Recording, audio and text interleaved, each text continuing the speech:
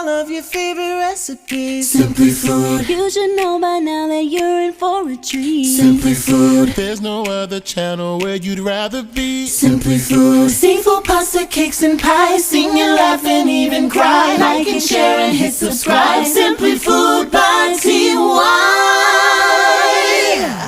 Hey, what's up, y'all? It's your boy, Simply Food by TY, and today, yes, today, I'm going to be teaching y'all how to make rice and peas, okay?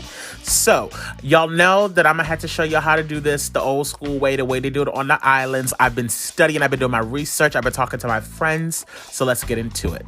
So, we are going to add in 1.5 cups of red kidney beans to a bowl, and now what we want to do is we want to start layering in some aromatics. So, what I'm going to do is I added in 1 sweet onion that I just simply, sliced in half. We're going to add in 3 stalks of green onions or scallions, whatever you like to call them.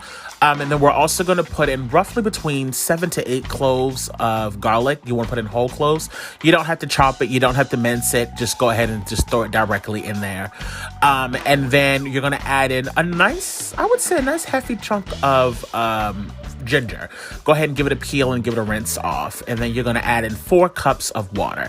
Now, yes, it is important that it is 4 cups because that's going to come in handy a little bit later on down the line. Now, this next ingredient I ordered on Amazon. It's whole Jamaican allspice, which are whole pimento seeds. If you can't find them in your local store, I got mine on Amazon, and I added roughly about 8 of those.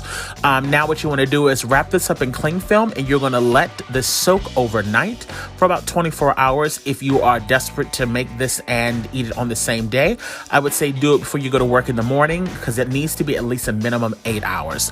The longer the better because it'll really give time for that water to start to get seasoned from the pimento seeds. It'll also help loosen up your peas. By doing it this way, it's going to make the cooking process a whole lot easier and a hell of a lot faster, okay? So now we're going to get our Dutch oven. We're going to pour the entire contents directly into it, water and all. And then what we're going to do is we're going to add an additional 2 cups. So as of right now, we have 6 cups of water that we've just put into our pot. And we're going to put in a nice chunk of fresh thyme, okay? Now, what you want to do is you want to put this on, I would say, about a rough, a light simmer. It doesn't have to be at a rapid boil. At a light simmer for about 30 to 45 minutes. You don't want to overcook your peas right at this moment. Once you can slightly squish them in your finger, that means that they are done. So go ahead and put the top on it, let it cook for about 30 to 45 minutes. Now, what we're going to start to do now is work on the rice. Now, there's a lot of people that I didn't realize that so many people have different types of rice that they like and some that they don't like. And to my knowledge, I feel like I've had rice and peas only with one type of rice, to be honest, and I think that's long grain rice, to my knowledge at least. But hey, if you like basmati rice or if you like other type of rice, or if you want to try it with brown rice, you absolutely can. This is my advice though. If you're going to be using brown rice, you need to be well aware that it is going to take significantly longer for the rice to cook. Brown rice takes a whole lot longer to cook, which means you're going to need to keep an eye on it, and you're going to need to make sure that you are making the proper adjustments to how much water you have in your pot, okay? Now, for me personally, I'm using long grain rice in my recipe, and I'm using about 3 cups worth. And as you can see right now, I'm giving the rice a good washing. Now, the reason why I like to do this is because it removes some of the starchiness from the rice. And to me, that helps your rice and peas be a little bit more on the flakier side. It doesn't make it as sticky or as, slimy. Rice sometimes can be a very difficult thing to cook. And I completely understand why a lot of people just don't like being bothered with it. But this is one of those steps that I never skip when I'm making rice, even when I'm just making a regular pot of rice. I always wash it because to me, this just helps it. So you want to do it until the water is almost running clear, or so that you can at least see the rice through the water. It's never going to be perfectly clear, so don't waste your time rinsing it for like a whole half hour. It's not that serious. As long as you do it at least 4 or 5 times and you can somewhat see that rice in the water, then you're good to go, okay?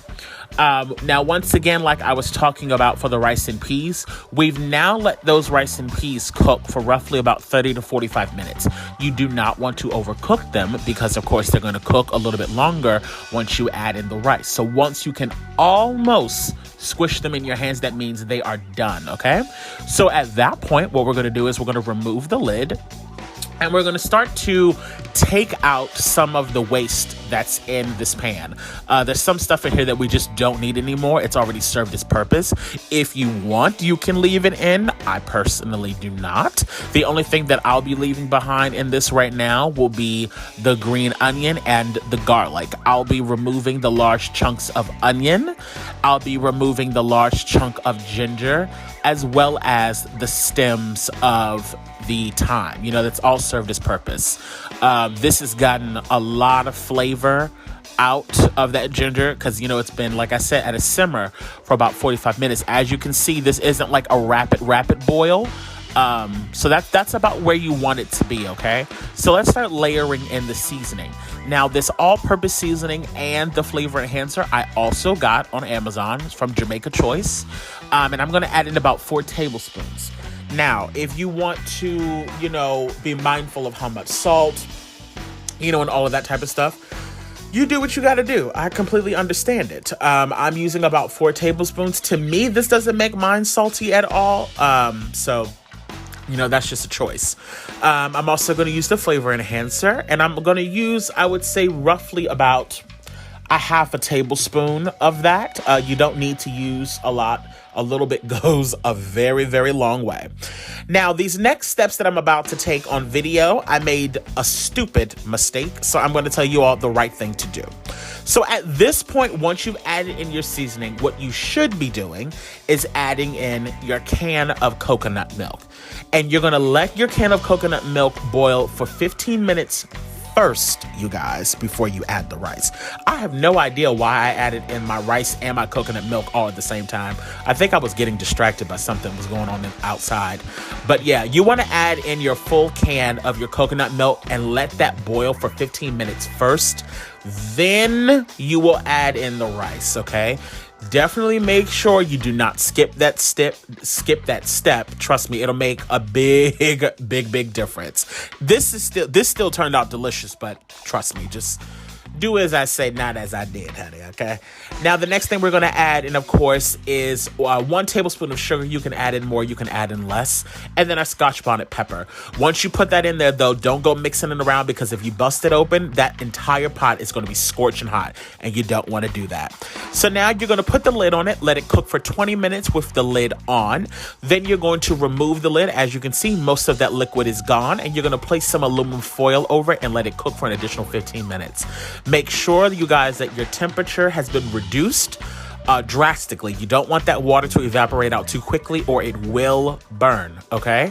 So make sure you drop that temperature down to about a 3 or 4 once you start cooking it with the rice. It should cook low and slow for about 20 minutes, okay? And like I said, then you're going to put the aluminum foil, let it go for another 15 minutes. And after that, you guys, that's it. You've made rice and peas. Let it sit for about maybe 5 minutes so it'll be nice and flaky. Sit back and enjoy it with some jerk chicken, honey. Or honestly, whatever you like. Y'all stay cute and take care. Bye. Slaying in the kitchen. Simply Food by TY. We hope that you enjoyed it. Simply Food by TY. If you haven't took the time, make sure you subscribe. Thanks for watching. Thanks for watching. Thanks for watching Simply Food.